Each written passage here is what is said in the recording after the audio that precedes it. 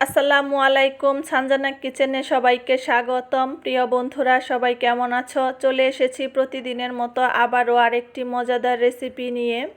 আজকে তোমাদেরকে আমি অনুষ্ঠান বাড়ির মতো পারফেক্ট আনারসের চাটনি করে দেখাবো। তোমরা বাসায় অল্প সময় ঝটপট কিভাবে এই আনারসের চাটনিটা বানিয়ে নিতে পারবে সেইটাই তোমাদের সাথে শেয়ার করব।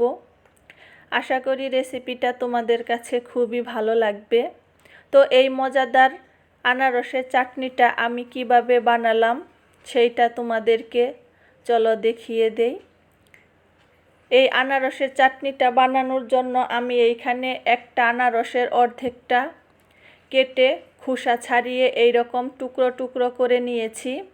এখন এইগুলাকে ছুরি দিয়ে এই রকম পাতলা পাতলা করে কেটে নেব। তোমরা চাইলে গ্রেট করেও নিতে পারো। তো আমার ভিডিওটা যদি তোমাদের ভালো লেগে থাকে প্লিজ লাইক কমেন্ট শেয়ার করে দিও। আর আমার চ্যানেলে যারা নতুন বন্ধু আছো তারা আমার চ্যানেলটি সাবস্ক্রাইব করে আমার পাশে থেকে যেও প্লিজ। আর একটা লাইক কিন্তু অবশ্যই দিও বন্ধুরা, লাইক দিতে ভুলো না।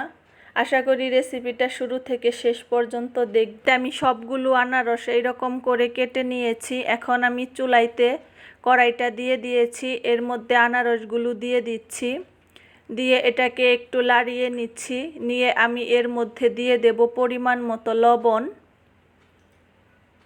আর দিয়ে দেব ভেজে রাখা শুকনা মরিচ গুঁড়ো করে রেখেছিলাম ওইটা, আর দিয়ে দিলাম চিনি হাফ কাপের মতো। তোমরা চাইলে মিষ্টি আর ঝালটা যে যার মতো দিয়ে নিতে পারো। দিয়ে একটু ঢাকা দিয়ে রাখলাম আনারসটা একটু নরম হওয়ার জন্য। তো দেখো বন্ধুরা, 5 মিনিট এটা আমি জাল করে নিয়েছি, কতটা নরম হয়ে গেছে। এখন আমি এর মধ্যে অল্প একটু পানি দিয়ে দিলাম, দিয়ে আরও 3 থেকে 4 মিনিট এটা জাল করে নেব, এটা একটু ঘন হওয়ার জন্য। তো দেখো বন্ধুরা, এটা আমি জাল করে নিয়েছি, আর দেখো আনারসটাও পুরোপুরি সিদ্ধ হয়ে গেছে। এখন আমি উপর দিয়ে কিছু কাজু বাদাম আর দিয়ে দিলাম কয়টা কিশমিশ, দিয়ে আবারও একটু ভালো করে লাড়িয়ে আর একটু এটা পানিটা শুকিয়ে নেব। তো এটা আমার হয়ে গেছে। দেখো বন্ধুরা, একদম এখানে পানি নেই। তো আমি তোমাদেরকে পরিবেশন করে দেখাচ্ছি এটা কতটা লোভনীয় হয়েছে।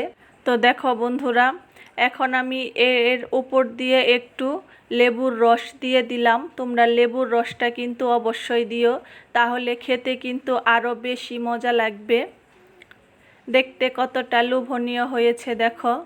তোমরাও এই রকমভাবে বাসায় এই চাটনিটা করে নিতে পারো।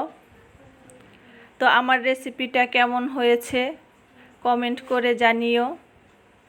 আশা করি রেসিপিটা তোমাদের কাছে খুবই ভালো লেগেছে। তো আজ এই পর্যন্তই। ভালো থেকো সবাই। আবার চলে আসবো আরেকটি নতুন রেসিপি নিয়ে।